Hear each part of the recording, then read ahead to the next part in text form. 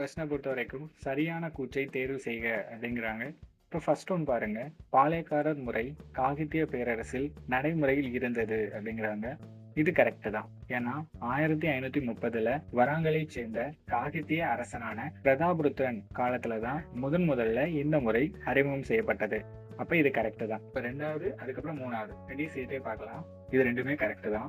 ஏன்னா 1761 மே 16 British government ஆதரவோட நம்ம யூசப் கான் வந்து நெற்கட்டு செவ்வல், வாசுதேவநல்லூர், பனையூர் ஆகிய ஊரை கைப்பற்றுவாரு. கைப்பற்றினவர் நம்ம பிரிட்டிஷ் கவர்மெண்ட் கிட்ட கலந்து ஆலோசிக்காமலேயே பாளையக்காரர்கிட்ட பேச்சுவார்த்தை நடத்துனதுனால 64 அவரை தூக்கில போட்டுருவாங்க. அதுக்கப்புறம் இதை பயன்படுத்திக்கிட்டு மறுபடியும் 1764 நம்ம புலித்தேவர் நெற்கட்டு செவ்வலை பிடிச்சிருவாரு.